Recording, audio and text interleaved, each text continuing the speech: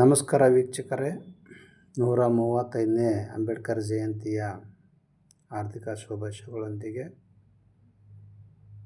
ಈ ವಿಡಿಯೋದಲ್ಲಿ doctor B R Ambedkar ಅವರ ಜೀವನ ಚರಿತ್ರೆ ಇದರ ಬಗ್ಗೆ ಹೇಳಿದ್ದೇನೆ. ಇಡೀ ಪ್ರಪಂಚವೇ ಗುರುತಿಸುವಂಥ ಮಹಾನ್ ವ್ಯಕ್ತಿಯಾದ ದಲಿತ ಸೂರ್ಯ, ಆಧುನಿಕ ಮನು, ಬೋಧಿಸತ್ವ, ಭಾರತ ರತ್ನ, ಸಂವಿಧಾನ ಶಿಲ್ಪಿ ಡಾಕ್ಟರ್ ಬಿ ಆರ್ ಅಂಬೇಡ್ಕರ್ ಅವರ 135ನೇ ಜಯಂತಿ ಭಾರತ ದೇಶದಂಥ ಮೂಲೆ ಮೂಲೆಯಲ್ಲಿ ಅತಿ ವಿಜೃಂಭಣೆಯಿಂದ ಆಚರಿಸಲಾಗುತ್ತದೆ. ಬರೀ ಭಾರತ ದೇಶವೇ ಅಲ್ಲ, ವಿದೇಶಗಳಲ್ಲಿಯೂ ಸಹ ಆಚರಿಸುತ್ತಾರೆ. ಅಂಬೇಡ್ಕರ್ ಜಯಂತಿಯನ್ನು ಏಪ್ರಿಲ್ 14ರಂದು ಆಚರಿಸಲಾಗುತ್ತದೆ. ಇದು ಬಿ ಆರ್ ಅಂಬೇಡ್ಕರ್ ಅವರ ಜನ್ಮದಿನಾಚರಣೆಯಾಗಿದೆ. ಈ ದಿನವು ಆಧುನಿಕ ಭಾರತದ ಶ್ರೇಷ್ಠ ವಾಸ್ತುಶಿಲ್ಪಿಗಳಲ್ಲಿ ಒಬ್ಬರು ಮತ್ತು ಭಾರತೀಯ ಸಂವಿಧಾನದ ಮುಖ್ಯ ವಾಸ್ತುಶಿಲ್ಪಿ ಅವರನ್ನು ಗೌರವಿಸುತ್ತದೆ. ಭಾರತದಂಥ ಮತ್ತು ಜಾಗತಿಕವಾಗಿ ಆಚರಿಸಲಾಗುವ ಏಪ್ರಿಲ್ 14 ಅಂಬೇಡ್ಕರ್ ಜಯಂತಿ ಕೇವಲ ಸ್ಮರಣಾರ್ಥವಲ್ಲ, ಸಮಾನತೆ, ನ್ಯಾಯ ಮತ್ತು ಮಾನವ ಹಕ್ಕುಗಳ ಪ್ರಬಲ ಆಚರಣೆಯಾಗಿದೆ. ಡಾಕ್ಟರ್ ಭೀಮರಾವ್ ಅಂಬೇಡ್ಕರ್ ಅವರ ಏಪ್ರಿಲ್ 14ರಂದು ಜಯಂತಿಯನ್ನು ಆಚರಿಸಲಾಗುತ್ತದೆ. ಆ ದಿನ ಸಾಮಾಜಿಕ ಸಮಾನತೆ, ಸಂವಿಧಾನಿಕ ಮೌಲ್ಯಗಳು, ಜಾತಿ ತಾರತಮ್ಯದ ವಿರುದ್ಧ ಹೋರಾಡಿ ಶಿಕ್ಷಣದ ಮೂಲಕ ಸಬಲೀಕರಣ. ಬಾಬಾ ಸಾಹೇಬ್ ಅಂಬೇಡ್ಕರ್ ಅವರು ಏಪ್ರಿಲ್ 14, 1891ರಂದು ಮಧ್ಯಪ್ರದೇಶದ ಮೆಹೂ ಎಂಬ ಗ್ರಾಮದಲ್ಲಿ 14ನೇ ಮಗನಾಗಿ ಜನಿಸಿದರು. ಡಾಕ್ಟರ್ ಬಾಬಾ ಸಾಹೇಬ್ ಅಂಬೇಡ್ಕರ್ ಅವರು ಸುಬೇದಾರ್ ರಾಮ್ಜಿ ಮಾಲೋಜಿ ಸಕ್ಪಾಲ್ ಅವರ ಮಗ. ಅವರು ಬ್ರಿಟಿಷ್ ಸೈನ್ಯದಲ್ಲಿ ಸುಬೇದಾರ್ ಆಗಿದ್ದರು. ಬಾಬಾ ಸಾಹೇಬರ ತಂದೆ ಸಂತ ಕಬೀರನ ಅನುಯಾಯಿಗಳಾಗಿದ್ದರು ಮತ್ತು ಚೆನ್ನಾಗಿ ಓದಿದ ವ್ಯಕ್ತಿಯೂ ಆಗಿದ್ದರು.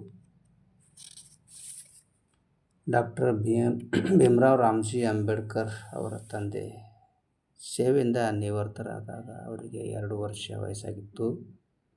ಅವರು ಕೇವಲ 6 ವರ್ಷದವರಾಗಿದ್ದಾಗ ಅವರ ತಾಯಿ ನಿಧನರಾದರು.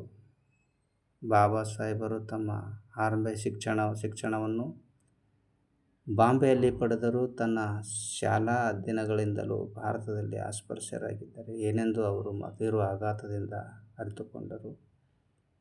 ಡಾಕ್ಟರ್ ಅಂಬೇಡ್ಕರ್ ಅವರು ತಮ್ಮ ಶಾಲಾ ಶಿಕ್ಷಣವನ್ನು ಸಾತಾರದಲ್ಲಿ ತೆಗೆದುಕೊಳ್ಳುತ್ತಿದ್ದರು. ದುರದೃಷ್ಟವಶಾತ್ ಡಾಕ್ಟರ್ ಅಂಬೇಡ್ಕರ್ ಅವರು ತಮ್ಮ ತಾಯಿಯನ್ನು ಕಳೆದುಕೊಂಡರು. ಅವರ ಚಿಕ್ಕಮ್ಮ ಅವರನ್ನು ನೋಡಿಕೊಂಡರು. ನಂತರ ಅವರು ಬಾಂಬೆಗೆ ಸ್ಥಳಾಂತರಗೊಂಡರು. ಶಾಲಾ ಶಿಕ್ಷಣದುದ್ದಕ್ಕೂ ಅವರು ಅಸ್ಪೃಶ್ಯತೆಯ ಶಾಪದಿಂದ ನೋವನ್ನು ಅನುಭವಿಸಿದರು. ಡಾಕ್ಟರ್ ಅಂಬೇಡ್ಕರ್ ಅವರು ಬಾಂಬೆ ಎಲ್ಫಿನ್ಸ್ಟನ್ ಕಾಲೇಜಿನಲ್ಲಿ ತಮ್ಮ ಪದವಿಯನ್ನು ಪೂರ್ಣಗೊಳಿಸಿದರು. ಅದಕ್ಕಾಗಿ ಅವರು ಬರೋಡಾದ ಹಿಸ್ ಹೈನೆಸ್ ಸಯಾಜಿರಾವ್ ಗಾಯಕ್ವಾಡರಿಂದ ವಿದ್ಯಾರ್ಥಿ ವೇತನವನ್ನು ಪಡೆಯುತ್ತಿದ್ದರು. ಪದವಿ ಮುಗಿದ ನಂತರ ಬಾಂಡ್ ಪ್ರಕಾರ ಬರೋಡಾ ಸಂಸ್ಥಾನಕ್ಕೆ ಸೇರಬೇಕಿತ್ತು. ಅವರು ಬರೋಡಾದಲ್ಲಿದ್ದಾಗ ಅವರು ತಮ್ಮ ತಂದೆಯನ್ನು ಕಳೆದುಕೊಂಡರು. 1913ರಲ್ಲಿ ಡಾಕ್ಟರ್ ಅಂಬೇಡ್ಕರ್ ಅವರು ಉನ್ನತ ಶಿಕ್ಷಣಕ್ಕಾಗಿ USA ಹೋಗಲು ವಿದ್ವಾಂಸರಾಗಿ ಆಯ್ಕೆಯಾದ ವರ್ಷ. ಇದು ಅವರ ಶೈಕ್ಷಣಿಕ ವೃತ್ತಿಜೀವನದಲ್ಲಿ ಮಹತ್ವದ ತಿರುವು. ಅವರು MA ಮತ್ತು PhD ಪಡೆದರು. 1915 ಮತ್ತು 1916ರಲ್ಲಿ ಕ್ರಮವಾಗಿ ಕೊಲಂಬಿಯಾ ವಿಶ್ವವಿದ್ಯಾಲಯದಿಂದ ಪದವಿಗಳು. ನಂತರ ಅವರು ಹೆಚ್ಚಿನ ವಿದ್ಯಾಭ್ಯಾಸಕ್ಕಾಗಿ ಲಂಡನ್ಗೆ ತೆರಳಿದರು. ಅಲ್ಲಿ ಅವರನ್ನು ಗ್ರೇಸ್ ಇನ್ ಫಾರ್ ಲಾಗೆ ಸೇರಿಸಲಾಯಿತು ಮತ್ತು DScಗೆ ತಯಾರಾಗಲು ಅವಕಾಶ ನೀಡಲಾಯಿತು. London School of Economics and Political ಸೈನ್ಸ್ನಲ್ಲಿ. ಆದರೆ ಅವರನ್ನು ಬರೋಡಾದ ದಿವಾನರು ಭಾರತಕ್ಕೆ ವಾಪಸ್ ಕರೆಸಿಕೊಂಡರು. ನಂತರ ಅವರು ತಮ್ಮ ಬಾರೆಟ್ ಲಾ ಮತ್ತು DSc ಪದವಿ ಅವರು ಜರ್ಮನಿಯ ಬಾನ್ ವಿಶ್ವವಿದ್ಯಾಲಯದಲ್ಲಿ ಸ್ವಲ್ಪ ಕಾಲ ಅಧ್ಯಯನ ಮಾಡಿದರು. 1916ರಲ್ಲಿ ಅವರು ಭಾರತದಲ್ಲಿ ಜಾತಿಗಳು, ಅವರ ಕಾರ್ಯವಿಧಾನ, ಜೆನೆಸಿಸ್ ಮತ್ತು ಅಭಿವೃದ್ಧಿ ಕುರಿತು ಪ್ರಬಂಧವನ್ನು ಓದಿದರು. 1916ರಲ್ಲಿ ಅವರು ತಮ್ಮ ಪ್ರಬಂಧವನ್ನು ಬರೆದರು. ಭಾರತಕ್ಕೆ ರಾಷ್ಟ್ರೀಯ ಲಾಭಾಂಶ, ಐತಿಹಾಸಿಕ ಮತ್ತು ವಿಶ್ಲೇಷಣಾತ್ಮಕ ಅಧ್ಯಯನ ಮತ್ತು ಅವರ PhD ಪಡೆದರು. 8 ವರ್ಷಗಳ ನಂತರ ಬ್ರಿಟಿಷ್ ಭಾರತದಲ್ಲಿ ಪ್ರಾಂತೀಯ ಹಣಕಾಸು ವಿಲ್ಸನ್ ಎಂಬ ಶೀರ್ಷಿಕೆಯಡಿಯಲ್ಲಿ ಇದನ್ನು ಪ್ರಕಟಿಸಲಾಗಿದೆ.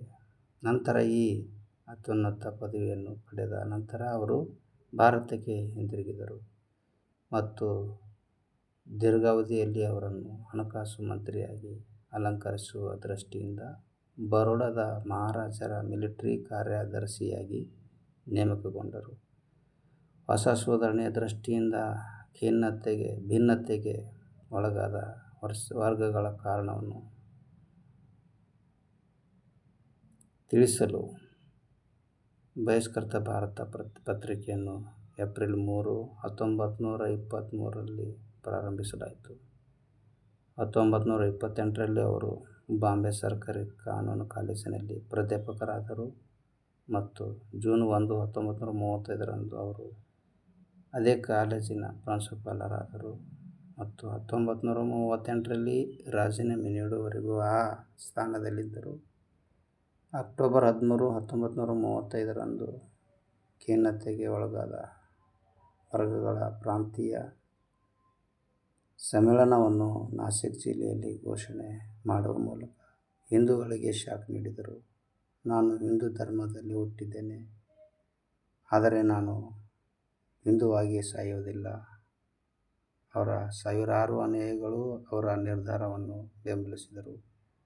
1936ರಲ್ಲಿ ಅವರು ಬಾಂಬೆ ಪ್ರೆಸಿಡೆನ್ಸಿ ಮಹಾ ಸಮ್ಮೇಳನವನ್ನು ಉದ್ದೇಶಿಸಿ ಮತ್ತು ಹಿಂದೂ ಧರ್ಮದ ಪರಿತ್ಯಾಗವನ್ನು ಪ್ರತಿಪಾದಿಸಿದರು.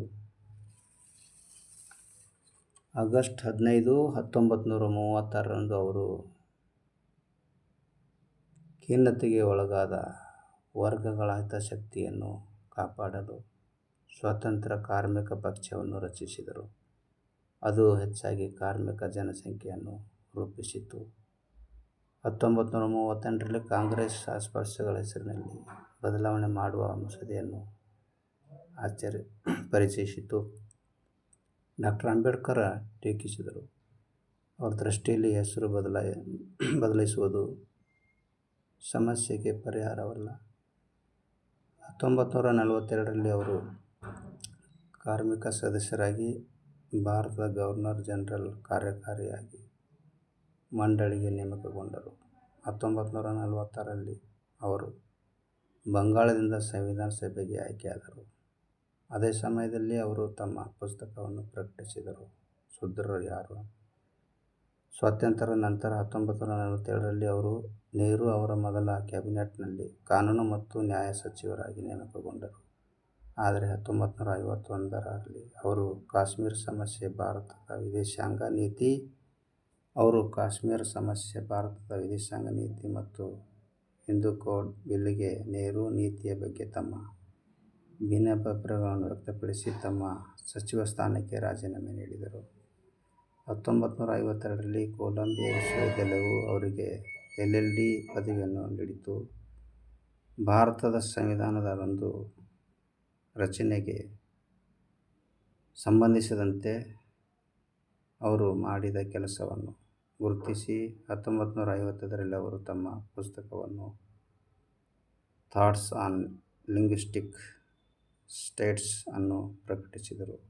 ಅವರಿಗೆ ಜನವರಿ 12, 1953ರಂದು ಉಸ್ಮಾನಿಯಾ ವಿಶ್ವವಿದ್ಯಾಲಯದಿಂದ ಡಾಕ್ಟರೇಟ್ ನೀಡಲಾಯಿತು. ಅಂತಿಮವಾಗಿ 21 ವರ್ಷಗಳ ನಂತರ ಅವರು 1935 ಯೋಲಾದಲ್ಲಿ ನಾನು ಹಿಂದೂವಾಗಿ ಸಾಯುವುದಿಲ್ಲ ಎಂದು ಘೋಷಿಸಿದ್ದನ್ನು ನಿಜವೆಂದು ಸಾಬೀತುಪಡಿಸಿದರು. ಅಕ್ಟೋಬರ್ 14, 1950ರಂದು ಅವರು ನಾಗ್ಪುರದಲ್ಲಿ ನಡೆದ ಐತಿಹಾಸಿಕ ಸಮಾರಂಭದಲ್ಲಿ ಬೌದ್ಧ ಧರ್ಮವನ್ನು ಸ್ವೀಕರಿಸಿದರು. ಡಾಕ್ಟರ್ ಬಾಬಾ ಸಾಹೇಬ್ ಅಂಬೇಡ್ಕರ್ ಅವರಿಗೆ 1954ರಲ್ಲಿ ನೇಪಾಳದ ಕಠ್ಮಂಡುವಿನಲ್ಲಿ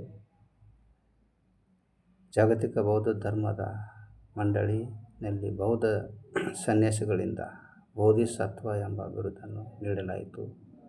ವಿಶೇಷವೆಂದರೆ ಅಂಬೇಡ್ಕರ್ ಬದುಕಿರುವಾಗಲೇ ಅವರಿಗೆ ಬೋಧಿಸತ್ವ ಎಂಬ ಬಿರುದು ನೀಡಲಾಯಿತು. ಈ ವಿಡಿಯೋ ಇಷ್ಟ ಆದರೆ ಲೈಕ್ ಮಾಡಿ, ಶೇರ್ ಮಾಡಿ, ಸಬ್ಸ್ಕ್ರೈಬ್ ಮಾಡಿ.